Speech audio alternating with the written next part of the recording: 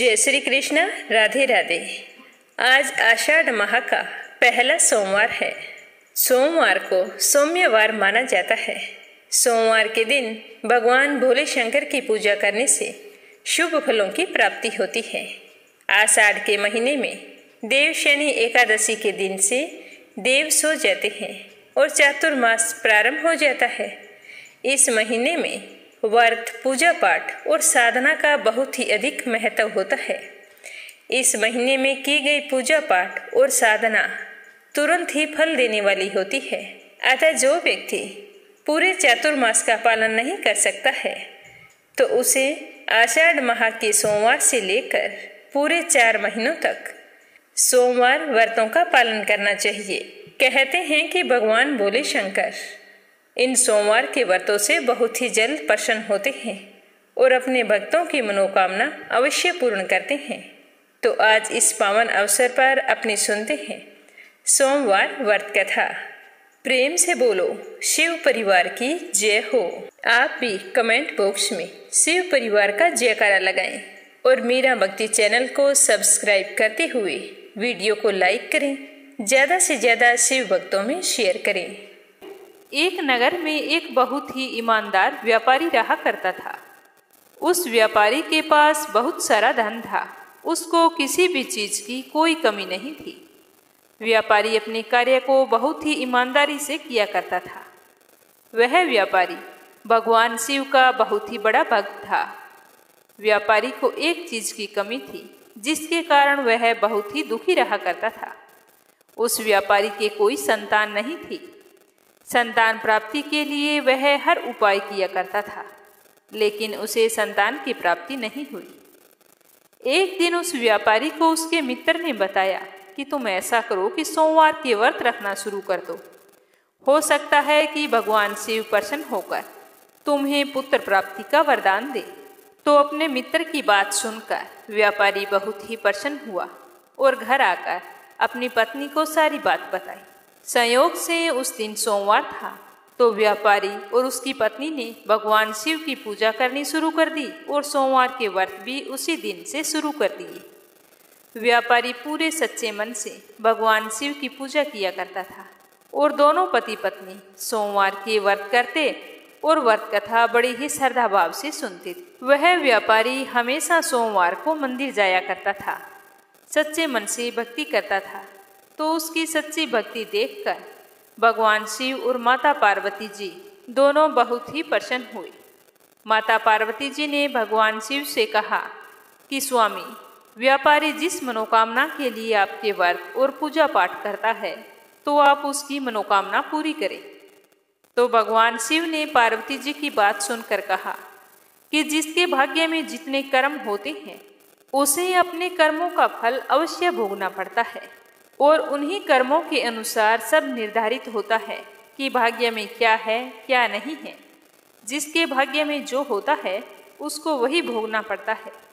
तो माता पार्वती जी ने भगवान शिव से कहा कि व्यापारी की भक्ति आपके लिए बहुत ही अच्छी है। मैं तो कहती हूँ कि इसकी सच्ची भक्ति देखकर इसकी मनोकामनाओं को आप पूर्ण करें। स्वामी, आपके लिए कुछ भी असंभव नहीं है। तो इस तरह बार बार पार्वती जी की हट करने पर शिव जी ने व्यापारी को पुत्र प्राप्ति का वरदान दे दिया। लेकिन भगवान शिव ने माता पार्वती जी से कहा कि मैंने वरदान तो दे दिया है, पर इस व्यापारी का बेटा सिर्फ 12 वर्ष की आयु तक ही जीवित रहेगा। उसके बाद वह मृत्यु को प्राप्त हो जाएगा। व्यापारी माता पार्वती जी और भगवान शिव की बातों को बड़े ही ध्यानपूर्वक सुन रहे थे, लेकिन व्यापारी को इस बातों का कोई दुख नहीं हुआ, बल्कि उसे तो पुत्र प्राप्ति की खुशी हो रही थी। वह खुशी खुशी भगवान शिव की पूजा करता रहा। समय बीतता गया। कुछ समय पश्चात व्यापारी की पत्नी ने एक बहुत ही सुंदर लड़की को जन्म दिया। पूरे नगर में खुशियां मनाई गई। व्यापारी और उसकी पत्नी बहुत ही खुश थे, लेकिन व्यापारी को मन में एक डर भी था। लेकिन वह अपने बच्चे की बाल लीलाओं के सामने अपने दुख को भूल जाता था। दोनों अपने पुत्र के लालन पालन में लग गए। जैसे ही व्यापारी का पुत्र 11 वर्ष का हुआ तो व्यापारी को शिव पार्वती जी की बात याद आ गई। तो उसे यह सोचकर बहुत ही दुख हो रहा था कि अब मैं क्या करूं। तो उसने सोचते सोचते पुत्र के मामा को अपने घर बुलाया और उससे कहा कि तुम अपने भांजे को काशी ले जाओ और वहाँ पर पढ़ाई करवाओ, और जाते समय रास्ते में यज्ञ करवाते जाना, दान पुण्य करवाना, ब्राह्मणों को भोजन करवाना। इस तरह से सारी शिक्षा देकर व्यापारी ने अपने पुत्र को मामा के साथ बहुत सारा धन देकर विदा कर दिया। मामा और भांजा काशी के लिए निकल पड़े।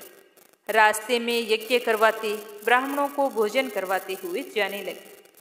कई दिनों की यात्रा करने के बाद में दोनों एक नगर में जा पहुँचे।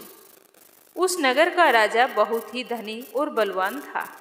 उस राजा के एक ही पुत्री थी।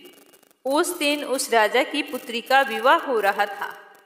राजकुमारी का विवाह जिस लड़के से होने वाला था वह एक आंख से काना था। यह बात दूल्हे के पिता ने राजा से छुपाई थी और इस बात से वो चिंतित था कि कहीं राजा को मेरे बेटे का सच पता चल गया तो वो शादी के लिए मना कर देगा और हमें सजा भी देगा। तो इस तरह वो चिंता के मारे सूख रहा था। जब दूल्हे के पिताजी ने व्यापारी के लड़के को देखा तो मन ही मन एक योजना बनाई। सोचने लगा कि क्यों ना मेरे बेटे की जगह इस लड़के को भेज देता हूँ, शादी इसके साथ करवा दूंगा और इन्हें खूब सारा धन देकर लौटा दूंगा और राजा की बेटी को अपने बेटे के साथ अपने राज्य ले जाऊंगा। तो इस तरह सोचते हुए वह उस लड़के के मामा से बात की। तो मामा थोड़ा रुपए के मामले में कंजूस था। उसने सोचा हमें धन मिल जाएगा, हमारा क्या जाता है, एक रात की बात है, सिर्फ फेरे ही तो लेने हैं। उसने तुरंत हाँ कर दी। लेकिन भांजे को ये बात बिल्कुल भी रास नहीं आई, पर उसने अपने मामा को कुछ नहीं कहा। तो दूल्हे के पिताजी ने फटाफट अपने बेटे के कपड़े और आभूषण लाकर उस व्यापारी के पुत्र को पहना दिए और उसे दूल्हा बनाकर तैयार कर दिया। वह बहुत ही सुंदर लग रहा था। इस तरह राजकुमारी का विवाह व्यापारी के पुत्र के साथ बड़ी ही धूमधाम से हो गया और विवाह होते ही दूल्हे के पिताजी ने लड़के के मामा को खूब सारा धन दिया और जाने के लिए कह दिया। लेकिन व्यापारी का लड़का बहुत ही ईमानदार था। उसने राजा की बेटी के जो चुनरी ओढ़ी हुई थी उस पर सारी सच्चाई लिख दी और बता दिया कि तुम्हारा विवाह मेरे साथ हुआ है। तुम्हारी शादी जिस लड़के से की जा रही थी वो एक आंख से काना था। यह कहकर उसने सारी बात बता दी। तो यह सब जानकर राजकुमारी को बहुत ही दुख हुआ। उसने अपने पिताजी को सारी बात बताई।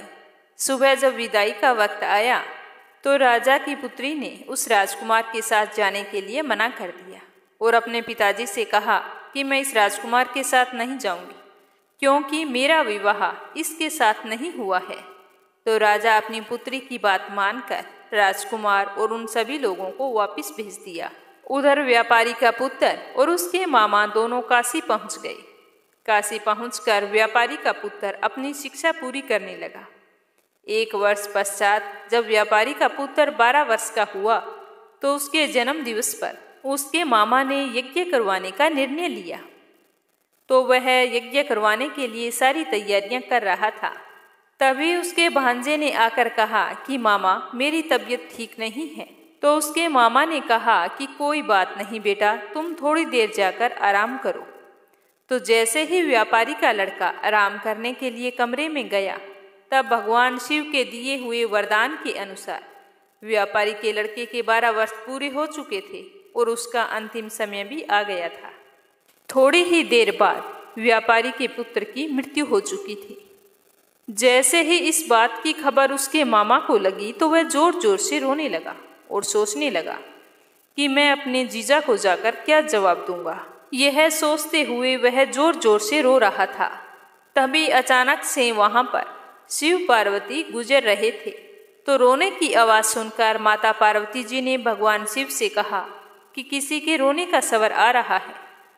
तो भगवान शिव और माता पार्वती जी ने जाकर देखा तो देखते ही भगवान शिव ने कहा कि पार्वती जी, ये तो वही बालक है जिसे मैंने व्यापारी के यहाँ जन्म लेने का वरदान दिया था। आज इसका समय पूरा हो गया है, इसी वजह से इसकी मृत्यु हो गई है। तो माता पार्वती जी कहने लगी कि आप इसे जीवित कर दीजिए। मुझे इसके मामा का रोने का स्वर सुना नहीं जा रहा है। आपके लिए कुछ भी असंभव नहीं है। इसके मामा का यह हाल है तो सोचो, जब इसके माँ बाप को पता चलेगा तो उनका क्या हाल होगा। वो तुम्हारे परम पुजारी हैं। अगर आज आपने इसे जीवित नहीं किया तो हमें कौन मानेगा और कौन हमारी पूजा करेगा। तो इस तरह पार्वती जी के कहने पर भगवान शिव ने व्यापारी के पुत्र को जीवित कर दिया और लंबी आयु का वरदान दिया। तो भोले शंकर के आशीर्वाद से व्यापारी का लड़का फिर से जीवित हो गया। उसे जीवित देखकर उसके मामा की खुशी का कोई ठिकाना नहीं रहा। उन्होंने भली भांति यज्ञ करवाया, ब्राह्मणों को भोजन करवाया, खूब सारी दान दक्षिणा देकर उन्हें विदा किया और उसकी शिक्षा भी पूरी हो गई थी। इसीलिए व्यापारी का लड़का और उसका मामा वापिस अपने काशी से अपने घर की ओर लौटने लगे। तो व्यापारी के बताए अनुसार सभी नियमों का पालन करते हुए अपने घर की ओर जाने लगे। उसी तरह यज्ञ करवाते, ब्राह्मणों को भोजन करवाते, दान दक्षिणा देते। कुछ समय के पश्चात वो दोनों उसी नगर में जा पहुँचे जिस नगर में व्यापारी के पुत्र का विवाह हुआ था। वहां जाकर वो मामा भांजे यज्ञ करवाने लगे। तो उसी यज्ञ में राजा आ पहुँचे। तो उन्होंने जैसे ही उस लड़के को देखा तो तुरंत पहचान लिया। तो उसे पूछा कि क्या तुम्हारी शादी मेरी बेटी के साथ हुई है। तो व्यापारी के लड़के ने सारी बात बता दी। तो यह सुनकर राजा बड़े ही प्रसन्न हुए और उस लड़के को लेकर महल पर आ गए। तो जब राजकुमारी को इस बात का पता चला तो उसकी खुशी का कोई ठिकाना नहीं रहा। राजा ने अपने दामाद को कुछ दिनों तक महल में रखा और फिर खूब सारा धन देकर अपनी बेटी की विदाई कर दी। तो व्यापारी का पुत्र, पत्नी और उसका मामा अपने घर की ओर चल पड़े। उधर व्यापारी और उसकी पत्नी अपने बेटे का इंतजार कर रहे थे। व्यापारी और उसकी पत्नी ने यह संकल्प लिया था कि अगर उसके बेटे की खबर आई कि वह मर चुका है तो हम भी अपने प्राण त्याग देंगे। इस तरह सोचते हुए उनकी आंखों से आंसुओं की धारा बह रही थी। लेकिन गांव वालों ने जब आकर बताया कि तुम्हारा पुत्र आ रहा है और साथ में तुम्हारी पुत्रवधू भी आ रही है, तो यह बात सुनकर व्यापारी को और उसकी पत्नी को बहुत ही खुशी हुई। उन्हें विश्वास नहीं हो रहा था। जैसे ही वो दोनों भागकर बाहर आए और अपने पुत्र और पुत्रवधू को देखा तो बहुत ही खुश हुए। उनकी खुशी का कोई ठिकाना नहीं रहा। व्यापारी ने भागकर अपने पुत्र को गले से लगा लिया। उस दिन पूरे नगर में खुशियां मनाई गई। व्यापारी ने पूरे नगर में भोज का आयोजन किया।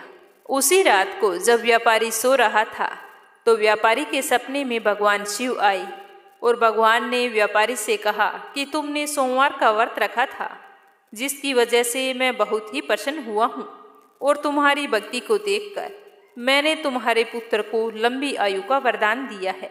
अब तुम मांगो, क्या मांगते हो। मैं तुम्हारी सेवा भक्ति से बहुत ही प्रसन्न हूँ। तो व्यापारी हाथ जोड़कर कहने लगा कि हे भगवान, मुझे कुछ नहीं चाहिए।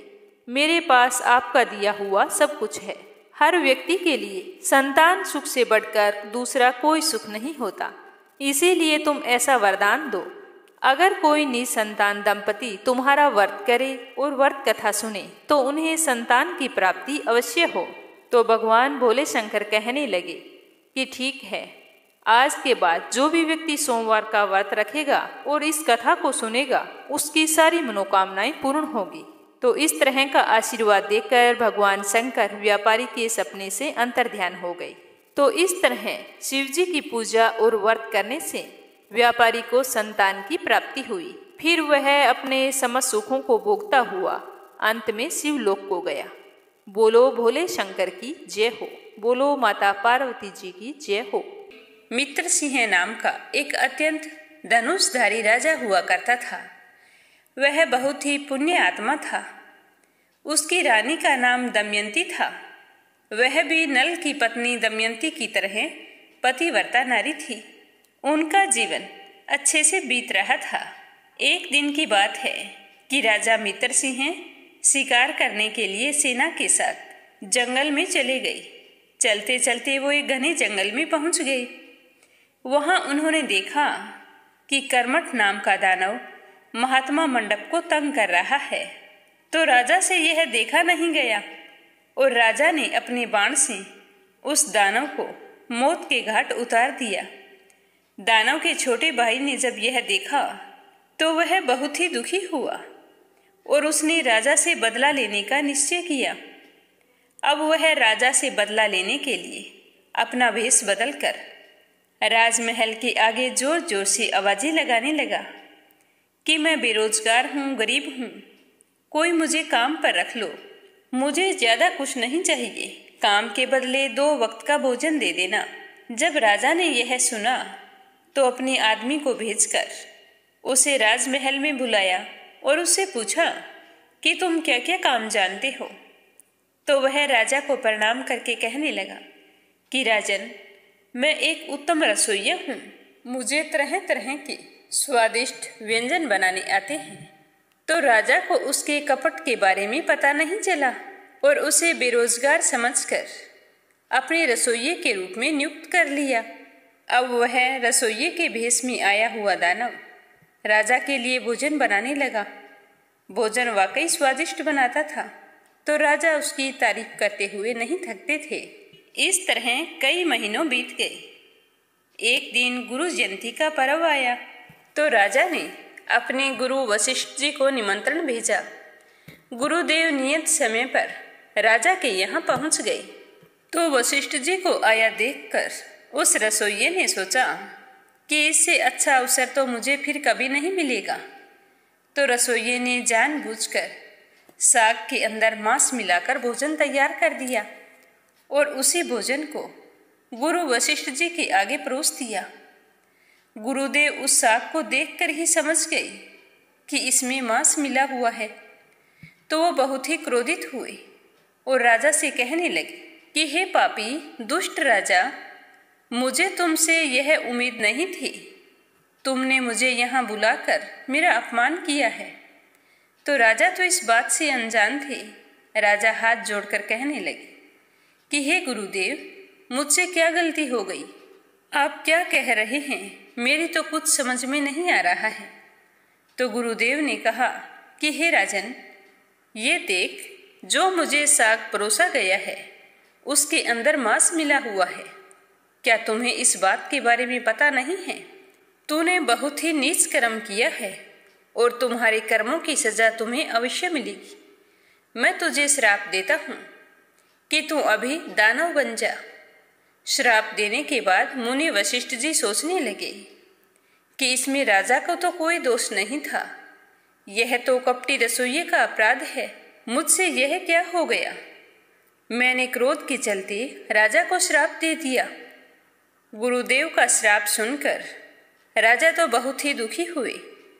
वे गुरु वशिष्ठ जी से कुछ नहीं बोले, चुपचाप नीचे मुख करके हाथ जोड़कर गुरुदेव की बातें सुनते रहे। तो गुरुदेव ने कहा कि हे राजन, मुझसे भारी भूल हो गई है, ये गलती तो तुम्हारे रसोइये की है। तुमने सोच समझकर रसोइये की नियुक्ति नहीं की। यह तो एक दैत्य है और इसका तो यही कार्य है। तो राजा ने कहा कि हे गुरुदेव, मुझे इसके बारे में कुछ भी पता नहीं है। यह तो एक बड़ा ही लाचार और बेबस होकर काम के लिए आवाजें लगा रहा था, तो मुझे इस पर दया आ गई और मैंने इसे रसोइये के कार्य के लिए नियुक्त कर दिया। तो सच्चाई जानकर गुरुदेव को अपने श्राप पर बड़ा ही पश्चाताप होने लगा, पर अब क्या हो सकता था। काफी सोच विचार करने के बाद में गुरुदेव ने राजा से कहा कि हे राजन, यह दैत्य है और दैत्य का तो यही कार्य होता है, पर अब मेरे लाख चाहने पर भी यह श्राप हट तो नहीं सकता, परंतु तुम्हें 12 वर्ष तक राक्षस की योनि में रहना पड़ेगा। इतना कहकर गुरु वशिष्ठ वहां से चले गए और गुरुदेव के श्राप के अनुसार राजा एक बड़ा भारी राक्षस बनकर वन में चला गया और वहां जाकर जीवों को मार मार कर खाने लगा। एक दिन वह घूमते हुए एक आश्रम में जा पहुंचा। उसने वहां एक मुनि को देखा। वह मुनि अभी तरुण अवस्था में थे, तो उस मुनि को देखते ही दैत्य बने राजा उस मुनि को पकड़ने के लिए दौड़े, तो मुनि की पत्नी तरुणी ने उसे देख लिया कि उसके पति को एक विशालकाय राक्षस ने खाने के लिए पकड़ रखा है। तो मुनि की पत्नी हाथ जोड़कर नम्रतापूर्वक कहने लगी कि आप इन्हें छोड़ दीजिए, इनकी जगह आप मुझे पकड़ लो। परंतु उस राक्षस बने राजा ने तरुणी की एक बात भी नहीं सुनी। वह बेचारी बुरी तरह विलाप करती रही।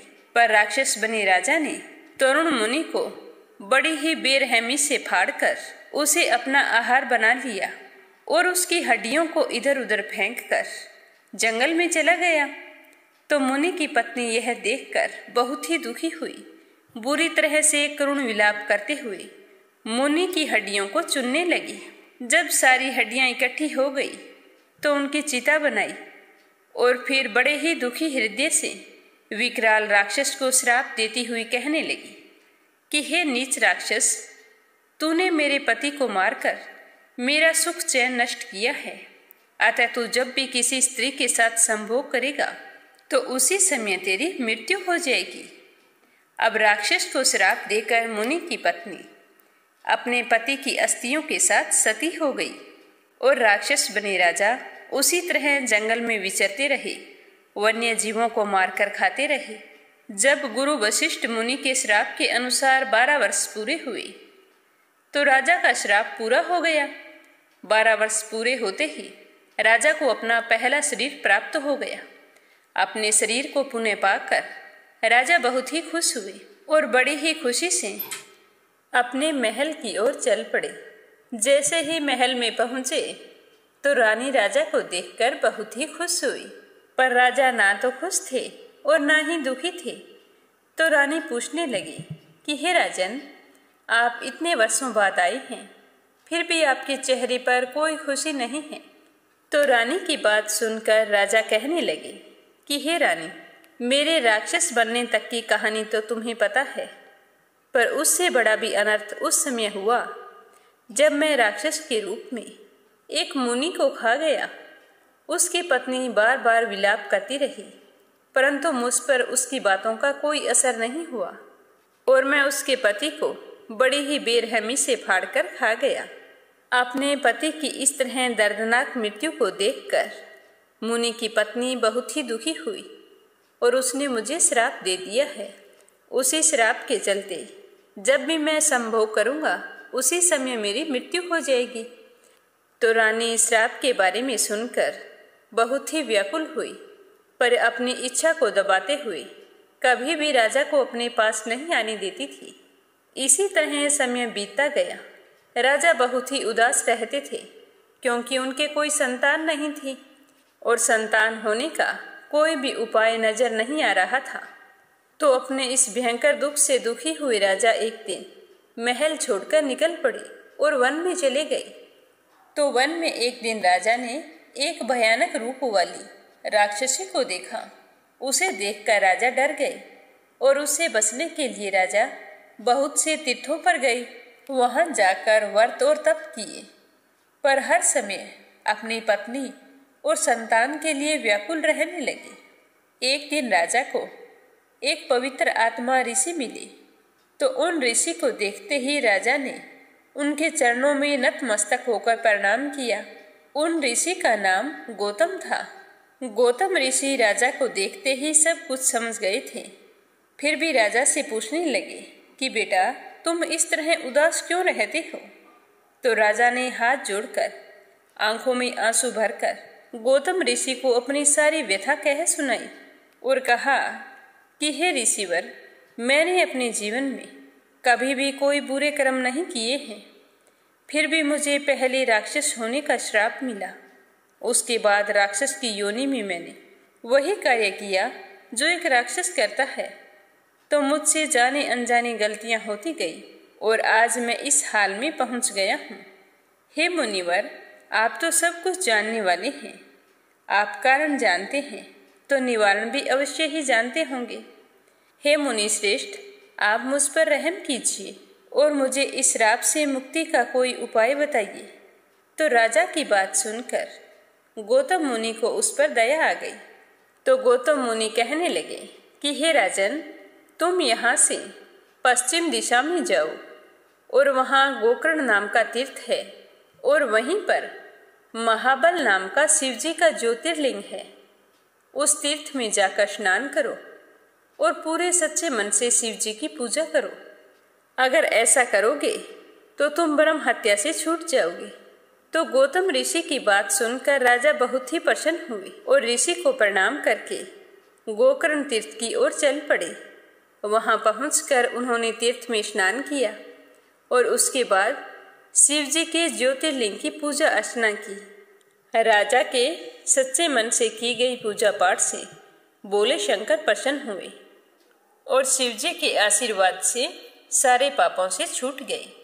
उन्हें अपने श्राप से मुक्ति मिली और फिर राजा अपने जीवन के समस्त सुखों को भोग कर अंत में शिव जी के धाम को गए। बोलो भोले शंकर की जय हो। कथा सुनकर आपको कैसा लगा कमेंट करके जरूर बताना। भगवान आपके सारे मनोरथ पूर्ण करे। आप हमेशा खुश रहें, सुखी रहें, संपन्न रहें। जय श्री कृष्णा। राधे राधे।